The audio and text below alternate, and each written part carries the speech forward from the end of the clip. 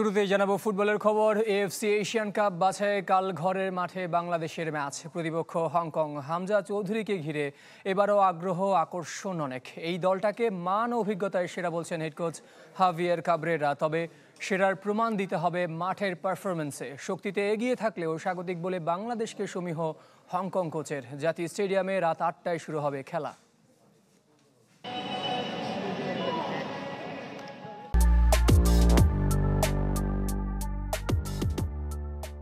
Asian cup বাছাইয়ে টিকে থাকার mission. Hamza, Shamit, Jamal সহ ২৮ জনের দলে প্রবাসী আর বাংলাদেশি বংশোদ্ভূত ফুটবলার ৭, যাদের মধ্যে শুধু জায়ান আহমেদ অভিষেকের অপেক্ষায়। দলকে ঘিরে উন্মাদনা বাড়তি। ক্যাম্প শুরুর দিন থেকে দেশের মানুষকে জয়ের স্বপ্ন দেখিয়েছেন ফুটবলাররা। এবার তা পূরণের পরীক্ষা। দলের সাথে প্রথম আর শেষ সেশন শমিত সোমের। বাছাইয়ে আগের ২ ম্যাচে শুধু ১ গোল বাংলাদেশের। পূর্ণ পয়েন্টের মিশনে গোল করার দায়িত্ব আক্রমণ ভাগের। গুরুত্বপূর্ণ ম্যাচ, কঠিন পরীক্ষা। মান ও অভিজ্ঞতায় বর্তমান দলটা সেরা, তবে মাঠের পারফরমেন্সে দলকে সেরার প্রমাণ দিতে হবে।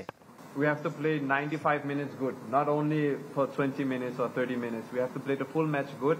So yeah, overall preparation has been good and সবাই excited. স্বাগতিকদের বড় দুশ্চিন্তা ইনজুরি। ৩০ জনের দল থেকে ইব্রাহিম, সুমন আগেই বাদ পড়েছেন। তপু, আলামিন, তারিক কাজীদের নিয়ে শেষ মুহূর্ত পর্যন্ত অপেক্ষা ছাড়া উপায় নেই হেড কোচের। ইনজুরিতে সুমন রেজাকে পাচ্ছি না, সে থাকলে ভালো হতো। আলামিন ভুগছে, শেষ সময় পর্যন্ত অপেক্ষা করতে হবে। বাকিরা রিকভার করছে। ঢাকায় এসে ২ দিন অনুশীলনের পর ম্যাচে নামবে হংকং।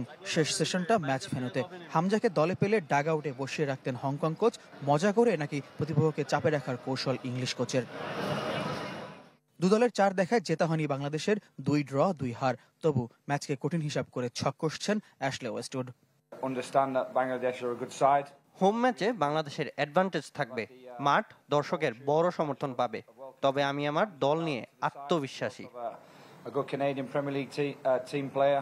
প্রতিপক্ষ হংকং এর সাথে বাংলাদেশের র্যাঙ্কিং পার্থক্য ৩৮। মাস ৪ আগে যে ভেন্যুতে ফুটবল পুনর্জাগরণ মঞ্চস্থ হয়েছে, এবার সে জাতীয় স্টেডিয়ামে উন্মাদনা ধরে রাখা আর এশিয়ান কাপ বাছাই টিকে থাকার মিশন হামজা, শমিত, জামালদের। ফয়জুল ইসলাম, চ্যানেল 24, ঢাকা।